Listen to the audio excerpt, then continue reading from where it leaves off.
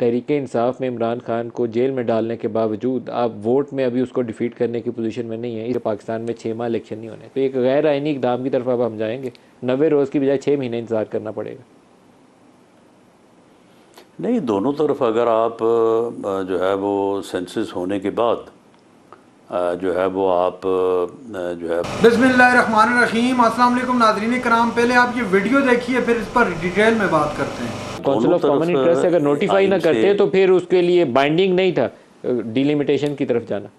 नहीं, अगर वो नोटिफाई ना करते तो ये भी गैर आइनी था। जब एक सेंसस मौजूद था तो उसको नोटिफाई ना करना ये भी गैर आइनी था। और अगर पिछले सेंसस के ऊपर जो 2017 का है, ने सुन लेना, 2017 का था, उसके ऊपर इलेक्शन करवाते वो भी गैर आइनी था। मामला ये है कि जब 2017 के सेंसस पे बनने वाली हल्का बंदी के ऊपर दोबारा इलेक्शन करवाना 2018 के बाद, अगर अब भी उसके ऊपर इलेक्शन करवाते तो ये भी गैर आइनी था। और अगर सर आपका अब आप जो है रोलेवल है, उसके नतायज इतने रोलेवल हैं। जिस तरीके से हमने आबादी को पहले 22 से 25 करोड़ ले गए, फिर 24 करोड़ पे ले आए। कराची को हम 12.7 मिलियन से अब 20 मिलियन पे ले गए। पहले हमने उनको बोला कि आप 1 करोड़ 27 लाख है। सर हमें बहुत कुछ रोले में डाला हुआ है, इसको ना करते तो अगर नहीं इंतखाबात वक्त में हो जाते। नहीं देखें, अब रौला जो है ना वो आप दोनों तरफ ना डालें। मामला ये है कि सेंसस हुआ, उसके ऊपर रौला पड़ा। अगर वो रौला बरकरार रहता तो नोटिफाई नहीं हो सका था पिछले 3 माह, अब भी ना होता। वो रौला जो है उसको सुलझाया गया है, उसको ख़त्म किया गया है, उसकी करेक्शन की गई है। और उसके नतीजे में जो है वो अब जो हुआ है सेंसस नोटिफाई, ये मुत्तफ़िक़ा तौर पे हुआ है। इसमें बलूचिस्तान की क़यादत भी बैठी थी, इसमें सिंध की क़यादत भी बैठी थी, सारे लोग बैठे थे। और ये मुत्तफ़िक़ा तौर पे सेंसस का जो है वो इत्तफ़ाक़ राय होना सेंसस के ऊपर, मैं समझता हूँ ये बहुत बड़ी ब्लेसिंग है कौमी सतह के ऊपर। सर 6 महीने इलेक्शन नहीं होने अब? नहीं, 6 महीने नहीं, ये इसमें यही 120 दिन है। 14 दिसंबर को आप अगले 54 डेज़ लगा लें। ये डेट बनती है 12 या 10 फरवरी की, तो इंशाअल्लाह ताला इलेक्शन होंगे। सर 12-14 फरवरी के बाद किसी वक्त भी इलेक्शन होंगे, उससे पहले नहीं होंगे। 12-14 फरवरी के बाद इंतखाबात की तरफ आप जाएंगे, तो 6 महीने तो गुजर गए। नहीं, अब देखें ना, अगर 14 दिसंबर को हल्का बंदी जो है वो फाइनल हो जाती है और 15 दिसंबर को शेड्यूल अनाउंस होता है, तो वो तो 54 डेज़ का ही होगा ना। ये वही वेरी नेक्स्ट डे तो पहले शेड्यूल नहीं आएगा। पहले तो आप हल्का बंदियों की नोटिफिकेशन के बाद ये शेड्यूल आएगा some time during 3rd week of December, और फिर आप एंड फरवरी में इंतखाबात की तरफ जाएंगे। पूरे 6 माह की मुद्दत है आपकी। असम्बलियों की तहलील से गिन लें, आप उसको शुरू कर लें। अगस्त जब आपने असम्बली की एडवाइस भेजी है उससे शुरू कर लें। सितंबर, अक्टूबर, नवंबर, दिसंबर, जनवरी, फरवरी, पूरे 6 माह। लेकिन मलिक साहब, जब ऐसी सूरत है कि अगर पहली हल्का बंदी पे 17 के सेंसस पे इलेक्शन होता, वो भी आइन की वायलेशन होता। अगर सेंसस होने के बाद नोटिफाई ना होता, वो भी गैर आइनी होता। अब अगर इलेक्शन जो है वो अगर 90 दिन में नहीं होता तो उसमें भी आइन से जो है वो इनहराफ है। अब आप देख लें कि इन तीनों चीज़ों में वो कौन सी चीज़ है कि जो यानी लेसर है। तो लेसर यही है कि आप सेंसस के ऊपर अगर इत्तफाक हो गया है, बहुत अच्छा हो गया है। आप डिलिमिटेशन हो जाए तो वो होनी चाहिए, और उसके बाद जो है वो इलेक्शन हो जाए। ये 3 माह, 2 माह में या 3 माह में क्या, कौन सा इसको सुप्रीम कोर्ट से गुजरना है, और supreme court council of common interest की जो मीटिंग है उसको भी क्वेश्चन करेगी, क्योंकि उसके अंदर 2 केयर टेकर हुकूमतें बैठी हुई थी। और फिर इंतखाबात में तख़यीर को भी सवाल करेगी।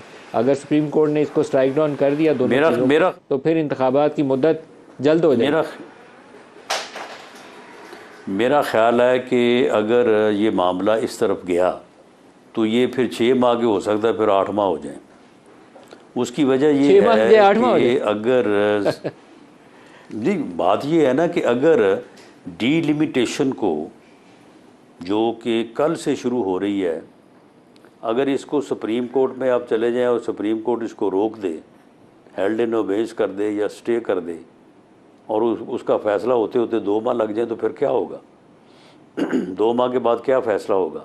2 माह के बाद जो फैसला होगा 90 डेज़ में इलेक्शन तो नहीं होंगे, और ये 2 माह जो है और पड़ जाएंगे बीच में।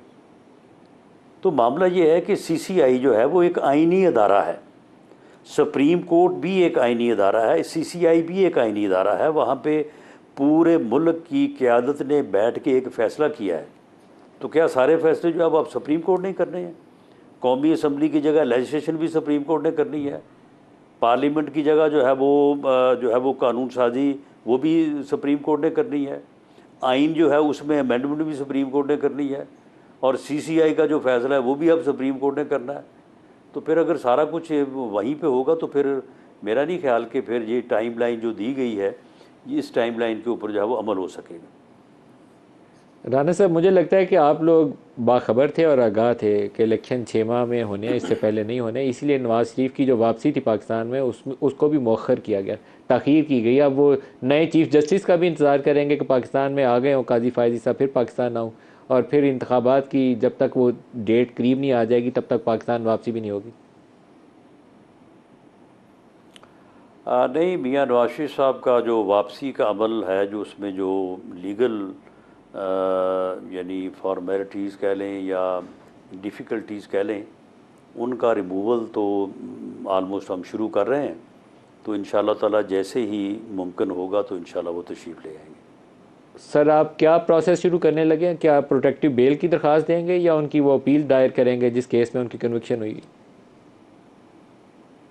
नहीं, अपीलें तो ऑलरेडी ज़ेर समात हैं। अब उनकी प्रोसेस क्या जो स्टार्ट करने वापसी लगे है उसके लिए यानी कि वो आएँ और आके उनकी अपीलें जो है उनकी समात हो। अभी इस बारे में बात चल रही है कि इन एब्सेंशिया जो है वो उनकी अपीलों की जो है वो अगर समात हो जाए, या फिर ये है कि उनको आके पेश होना ज़रूरी है, तो फिर प्रोटेक्टिव बेल लेनी पड़ेगी।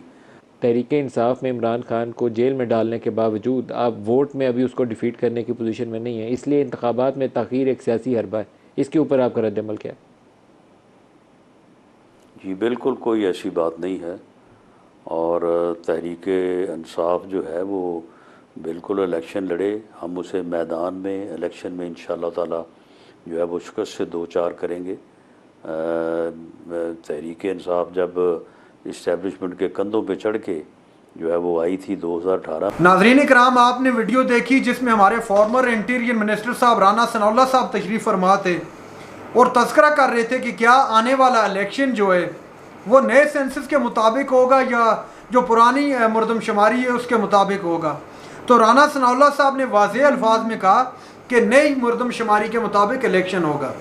अब यहाँ पर मुझे एक बात याद आ गई कि इसी प्रोग्राम के अंदर तशरीफ़ फरमा थे ये राना सनाउल्लाह साहब नदीम मलिक साहब के साथ, तो इनसे सवाल किया गया था। एक बात आप याद रखिएगा कि उस वक्त CCI की काउंसिल ऑफ कॉमन इंटरेस्ट की मीटिंग नहीं हुई थी, तो उस वक्त राना सनाउल्लाह साहब ने कहा था कि जो आने वाला इलेक्शन है वो पुरानी मरदमशुमारी के मुताबिक होगा, चूँकि जो नए सेंसस हो रहे हैं या हो गए थे वो किसी भी पॉलिटिकल पार्टी को वो कबूल नहीं है, एतराज़ है हर पॉलिटिकल पार्टी को। तो आज अपनी ही बात से मुकर रहे हैं और बोल रहे हैं कि ये कॉन्स्टिट्यूशन के मुताबिक हमको नई सेंसस के मुताबिक जो है इलेक्शन करवाना मजबूरी है। तो वही कॉन्स्टिट्यूशन हमें यह बात भी कह रहा है कि आपने अगर असम्बली बिफोर द टाइम वक्त से पहले टूट जाती है तो आपको ज़रूरी है कि 90 डेज़ के अंदर इलेक्शन लाजमी करवाने हैं। अगर वो अपना टेन्योर पूरा कर लेती है तो आफ्टर दैट आपको इलेक्शन जो है 60 डेज़ के अंदर लाजमी है। अब बहरहाल राना सनाउल्लाह साहब पता नहीं अब कॉन्स्टिट्यूशन की कौन सी शेख को मानेंगे, क्योंकि यहाँ पर कॉन्स्टिट्यूशन को अपनी मर्जी के साथ इस हुकूमत ने जो माजी के अंदर गुजरी PDM की सूरत में अपनी मर्जी के मुताबिक कॉन्स्टिट्यूशन को भी डालने की कोशिश की। पाँव के तले रौंदा गया कॉन्स्टिट्यूशन को, लॉ एंड ऑर्डर का सत्यानाश किया गया, पूरी दुनिया के सामने हमारा तमाशा बना कि पाकिस्तान के अंदर लॉ एंड ऑर्डर का सिस्टम कहाँ है, किस तरह लोगों को गिरफ्तार किया गया। बहरहाल ये तो एक अलग डिबेट है, अलग मामला चला जाएगा। नवाज शरीफ के मुतालिक भी उन्होंने कहा कि वो भी आएंगे। अब उनके मुतालिक भी कुछ खबरें आ रही हैं कि आने वाला इलेक्शन वो लड़ पाएंगे या नहीं लड़ पाएंगे। बहरहाल वो भी एक लंबी डिबेट है। शॉर्ट ये कह दूं आपको कि वो कन्विक्टेड थे और उनको जेल हो चुकी थी, वो बेल लेकर यहाँ से ज़मानत देकर वो मुल्क से बाहर गए थे। अगर अब वो आएंगे तो वो शाही मेहमान नहीं बल्कि वो हुकूमती मेहमान बन के आएंगे। और हुकूमती मेहमान कहाँ रहते हैं ये हर बंदा बखूबी जानता है। नाज़रीन कराम, ये थी आज की हमारी वीडियो। चैनल पर जो नए चैनल को सब्सक्राइब कर लें। अगली वीडियो तक के लिए अल्लाह हाफ़िज़।